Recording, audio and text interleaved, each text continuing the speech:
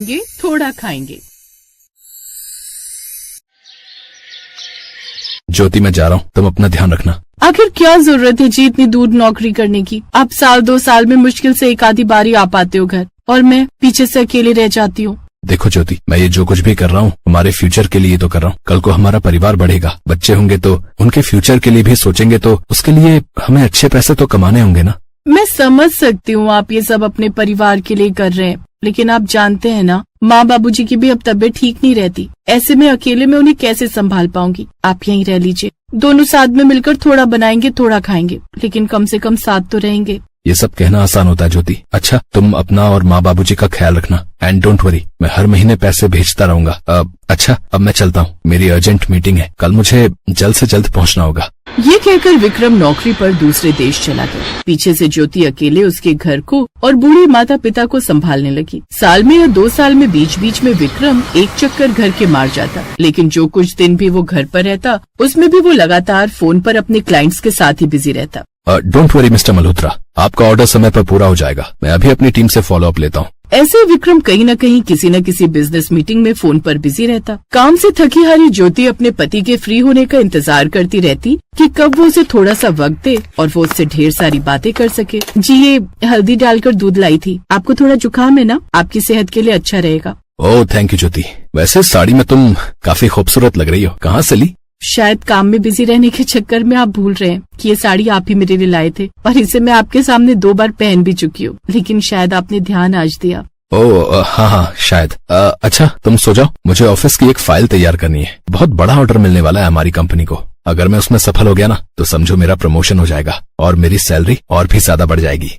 ज्योति जब भी विक्रम से बातें करने लगती तो वो बस अपने काम की ही बातें करता कि कैसे पैसे कमाए जाएं और पैसे कैसे जोड़े जाएं। ऐसे ही समय बीता और एक एक कर ज्योति ने 2-2 साल के गैप में 3 बच्चों को जन्म दिया। इसी दौरान उसके सास ससुर का देहांत भी हो गया। अब ज्योति अकेले उन तीनों बच्चों का पालन पोषण करने लगी। हे भगवान, घर का राशन पानी तो खत्म हो गया है, अब तीनों बच्चों को अकेले छोड़कर कैसे जाऊं? एक काम करती हूँ, पड़ोस की अनीता को बोल देती हूँ, वो लाला की दुकान पर जाकर बोल देगी। ऐसा बोलकर ज्योति अपनी पड़ोसन के पास जाती है। अनीता बहन, घर का राशन खत्म हो गया था तो लाला के पास पर्ची भेजनी थी, तू बाजार जाते हुए पर्ची लाला को दे देना, वो अपने आदमी से कहकर राशन घर भिजवा देगा। कोई बात नहीं ज्योति बहन, मैं बोल दूंगी। ऐसे ही समय बीता और अब तो विक्रम मुश्किल से 3-4 दिन के लिए घर आता। एक रोज, अब तुम सब इस बड़े घर में रहना, पता है मैंने कितना पैसा लगाया इसमें?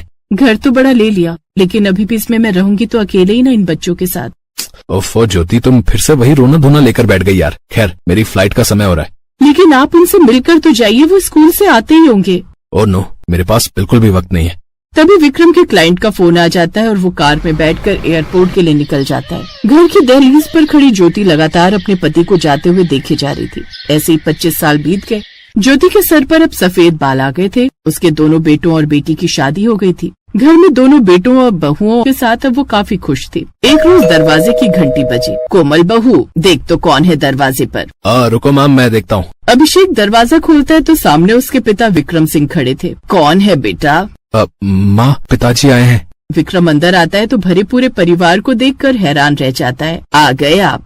हाँ ज्योति, इस बार हमेशा हमेशा के लिए आया हूँ। अब मैंने काम से रिटायरमेंट ले ली है, सोचा अब अपने बीवी बच्चों के साथ वक्त बिताऊं। तभी पीछे से 2 छोटे छोटे बच्चे भागते हुए आते हैं और ज्योति, ये बच्चे किसके हैं? ये बच्चे हमारे दोनों बेटों के हैं। क्या? दोनों बेटों के? लेकिन इनकी शादी कब हुई? ये सुनकर ज्योति और उसके दोनों बेटों अभिषेक और मोहित को बड़ा गुस्सा आता है, लेकिन वो चुप रह जाते हैं। फिर ज्योति कहती, इनकी शादी को 5 साल बीत गए और आप भी इनकी शादी में आए थे, अगर आपको याद हो तो। ओह, लेकिन मैं भूल ही गई। आपको याद कैसे होगा, आप तो हर वक्त बस फोन में ही बिजी रहते हो। शादी के दौरान भी आप अपने क्लाइंट के साथ ही बिजी थे, और जब से इनकी शादी हुई उसके बाद तो आप और भी ज्यादा बिजी हो गए और अब 5 साल बाद लौटे हो। बड़ी अजीब बात है पिताजी, आपको अपने बच्चों की शादी तक याद नहीं है। खैर अपना बैग दीजिए, मैं ऊपर वाले कमरे में रखाता हूँ। अब विक्रम वही उनके साथ रहने लगता है। वो अपने पोते से लाड तो लगाना चाहता, लेकिन वो उसे पहचानते नहीं थे। आजा बेटा, मेरे पास आजा। आजा आजा, अले अले। विक्रम अपने पोतों को गले लगाने के लिए तरस जाता, लेकिन वो उससे दूर दूर भागते। ऐसे दिन बीते। एक रोज विक्रम के हाथ एक कागज लगा। उसने खोलकर देखा तो वो हैरान रह गया। ये क्या है? अरे ये तो अमेरिका की कंपनी का ऑफर लेटर है मेरे बेटे अभिषेक के लिए, लेकिन उसने ये गुड न्यूज अभी तक घर में बताई क्यों नहीं? हो सकता है वो सबको सरप्राइज देना चाहता हो। नहीं, सबको बताकर मैं उसका सरप्राइज खत्म नहीं करना चाहता। लेकिन आई एम प्राउड ऑफ कि मेरा बेटा इतना काबिल बन गया। ये भी मेरी तरह खूब पैसा कमाएगा, जैसे आज ये सब ऐश से रह रहे हैं ना, मजे से जिंदगी काट रहे हैं, वो सब बस मेरी वजह से ही है। तभी उसकी बहू कमरे में आती है। पिताजी खाना लगा दिया है, माँ जी ने कहा है आप भी नीचे आ जाइए। कुछ देर बाद विक्रम नीचे आ जाता है और सबके साथ बैठकर खाना खाता है। ऐसे 4-5 दिन बीत जाते हैं, लेकिन अभिषेक इस बारे में अपने घर पर जिक्र नहीं करता। विक्रम फिर अभिषेक से जाकर कहता है, फिर तुमने क्या सोचा है अभिषेक? किस बारे में पिताजी? इस जॉब ऑफर के बारे में। ये आपको कहाँ से मिला?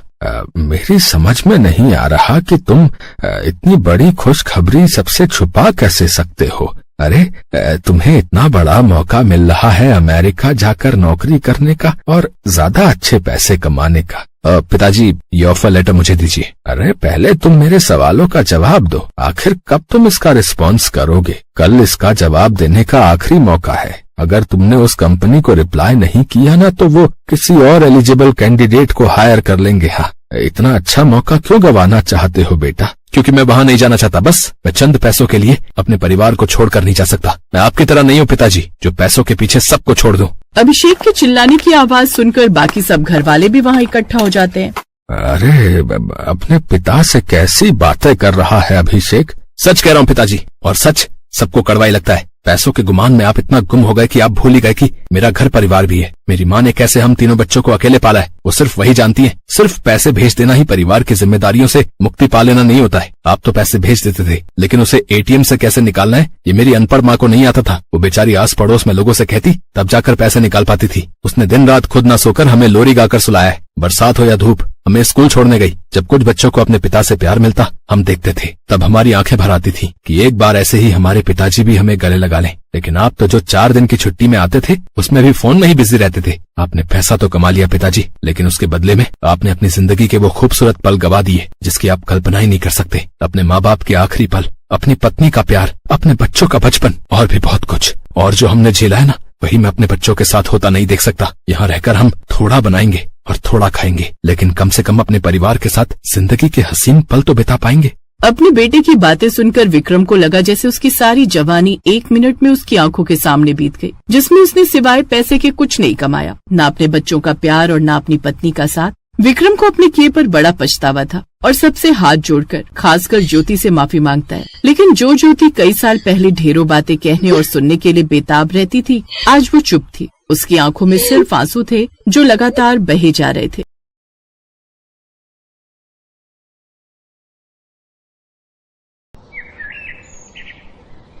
अंजलि को अपने ससुराल में आए हुए साल भर होने वाला था। अब तक वो अपने परिवार को अच्छे से समझ गई थी, लेकिन अभी भी वो पूरी तरह अपने ससुराल वालों की बात नहीं समझ पाई थी। फिर एक रोज, माँ जी घर में सब्जियां खत्म हो गई हैं।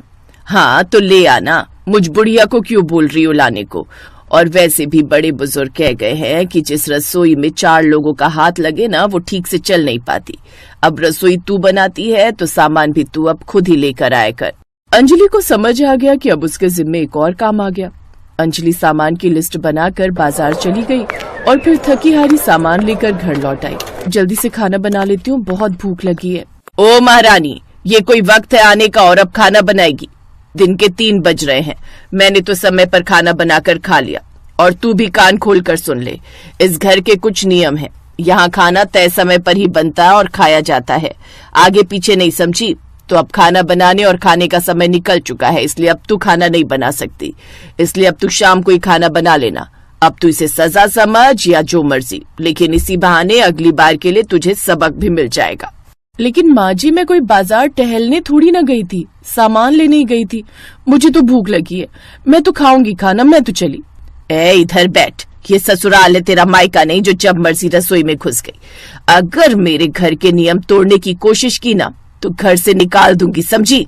बेचारी अंजलि के पास अब अपनी सास का फरमान मानने के अलावा और कोई रास्ता ही नहीं था। फिर शाम के वक्त, बहू अभी तक अपने कमरे में घुसी है। 5 बजने वाले हैं, चाय बनाने का समय हो गया है। अगर 5 बजे के बाद तू रसोई में गई ना तो ताला मार दूंगी रसोई में, समझी? फिर ऐसा ना हो कि तू चाय से भी जाए। अंजलि तो भूख के मारे पहले ही तड़प रही थी, इसलिए वो कोई भी रिस्क नहीं लेना चाहती थी। इसलिए वो जल्दी से रसोई में गई और चाय और साथ में कुछ पापड़ तल लाई, जिन्हें खाकर उसे थोड़ा आराम मिला। अब ध्यान से सुन, ठीक 9 बजे तक सारा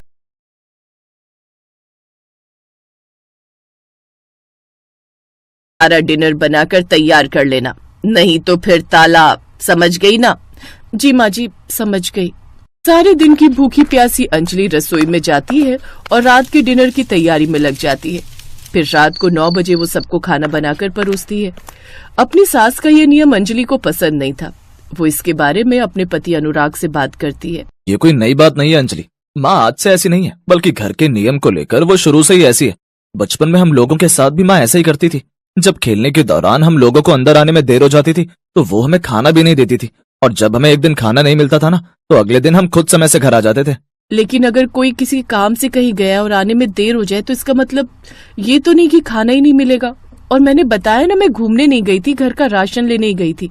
देखो, इन छोटी छोटी बातों को लेकर बहसबाजी करना मैं जरूरी नहीं समझता, और तुम भी खुद को माँ की तरह इस घर के नियम कानून में ढाल लो। अब मुझे सोने दो, सुबह ऑफिस भी जाना है। अंजलि को अपने पति की बात पर बहुत गुस्सा आया, लेकिन वो कर भी क्या सकती थी। ऐसे ही समय बीता और कुछ महीने बाद उसके देवर मोहन की शादी भी हो गई और देवरानी प्रिया भी दुल्हन बनकर उस घर में आ गई। और जब उसे घर की इस रसोई के नियम के बारे में पता चला तो उसके भी होश उड़ गए।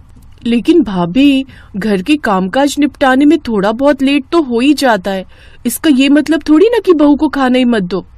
इस घर का तो यही नियम है प्रिया, जब खाना बनाने में मुझे लेट होता है तो माँ जी तो बस घड़ी देखती रहती हैं, लेकिन जब तक मैं सारे काम निपटा कर रसोई में आती हूँ तब तक माँ जी रसोई में ताला लगा देती हैं। ये दोनों भाई खुद तो बाहर खा लेते हैं और घर में मैं ही रह जाती हूँ भूखी। अच्छा एक बात बताओ भाभी, इस रसोई में 2 दरवाजे क्यों हैं? माँ जी कहती हैं कि ससुर जी ने वास्तु के हिसाब से 2 दरवाजे बना दिए थे। वैसे हम तो एक ही दरवाजा इस्तेमाल करते हैं, दूसरे वाले में तो हमेशा ताला ही लगा रहता है। तो ये सब छोड़ना। ऐसे ही कुछ दिन बीते। एक रोज, सच कहूं भाभी, कभी कभी ऐसा लगता है कि मेरी शादी नहीं हुई बल्कि मुझे सजा सुनाई गई है इस 4 दीवारी में रहने की। क्या यार, न कहीं मूवी जा सकते न कहीं घूमने। तेरी शादी तो अभी अभी हुई है, मेरी शादी को तो 2 साल होने वाले हैं। मजा आ ले बिना काम के इस घर के बाहर कदम भी रखा हो। वैसे भाभी, अगर हम बाहर जाएंगे घूमने तो खाना भी बाहर ही खाएंगे, तो ये टेंशन नहीं रहेगी कि घर पर रसोई में ताला मिलेगा। माँ जी तुमसे 4 कदम आगे का सोचती हैं। उनका एक नियम ये भी है कि जाओ कहीं भी लेकिन खाना घर पर ही खाना है। माँ जी की मर्जी के बिना घर में पत्ता भी नहीं हिल सकता। बाकी जो होगा देखा जाएगा। ऐसे ही दिन बीते। एक दिन दोनों देवरानी जेठानी बाजार गई हुई थी। चलो भाभी जल्दी चलो, कहीं ऐसा ना हो समय से खाना बनाने घर न पहुँच पाए। हाँ जल्दी चल। लेकिन तभी रास्ते में प्रिया की पुरानी सहेली अंकिता मिल जाती है। अरे यार प्रिया, कैसी है तू? कितने दिनों बाद देख रही हूँ तुझे। शादी के बाद तो तुझे मिलने तक की भी फुर्सत नहीं। अंकिता, मैं ना तुझे घर जाकर फोन करती हूँ। बिल्कुल नहीं, आज मैं तुम्हारी बिल्कुल नहीं सुनूंगी। चलो ना, पास में ही मेरा घर है, चाय नाश्ता करते, थोड़ी गप्पे मारेंगे, फिर चली जाना। अंकिता जबरदस्ती उन दोनों को अपने साथ घर ले जाती है। वो दोनों जल्दी जल्दी एक ही घूंट में चाय पीकर अपने घर की तरफ भागती हैं। लेकिन घर पहुंचने में हो गई थी उनको देर और तब तक लग चुका था रसोई में ताला। अब बिल्कुल भी रसोई में जाने की जरूरत नहीं है, अब तुम दोनों भूखी ही रहोगी, समझी? हम सब ने समय से खाना खा लिया है। वो दोनों मुंह लटकाकर अंदर चली जाती हैं। फिर देर रात प्रिया को ध्यान आता है कि आज तो उसने दही जमाई ही नहीं। अरे मैं तो आज सुबह के लिए दही जमाना ही भूल गई। माँ जी से चाबी मांगकर देखती हूँ, क्या पता दे दे। वो अपनी सास के कमरे में जाती है, जहाँ वो देखती है कि उसकी सास के कमरे से जो दरवाजा रसोई से लगा हुआ था वो खुला हुआ है। वो उस दरवाजे से रसोई की तरफ जाती है, जहाँ का नजारा देख वो हैरान रह जाती है। उसकी सास बड़े मजे से अंदर खाना खा रही होती है। प्रिया को देख वो घबरा जाती है।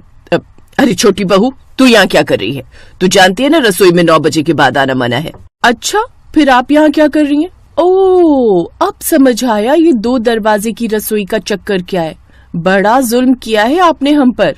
क्या कहूँ बहू, दरअसल ये सब आदत मुझे मेरी सास से पड़ी है।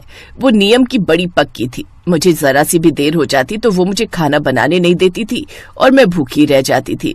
इसलिए मैंने ये रसोई का दूसरा दरवाजा अपने कमरे से निकलवाया था, ताकि रात को जब मेरी सास सो जाती तो मैं चुपके से इस दरवाजे से जाकर खाना बना लेती। सास तो चली गई, लेकिन मेरी आदत नहीं गई। इसीलिए मैं तुम लोगों के सामने ताला लगा देती, लेकिन मैं खुद इस दरवाजे से जाकर खाना खा लेती। तब तक बाकी घर वाले भी वहां पर आ चुके थे और ये सब बातें सुन रहे थे। माँ जी कम से कम अंजलि भाभी के बारे में तो सोचती। वो बेचारी कितनी कमजोर हो गई है। अरे वो कब से बच्चा प्लान करना चाहती है, लेकिन आपकी इस हरकत के कारण वो माँ बनने से भी डर रही है, क्योंकि उन्हें डर है कि कहीं उनके होने वाले बच्चे के साथ भी वही ना हो, उसे भी भूखा न रहना पड़े। अब सास को अपनी गलती का एहसास होता है और वो उन सब से अपने किए की माफी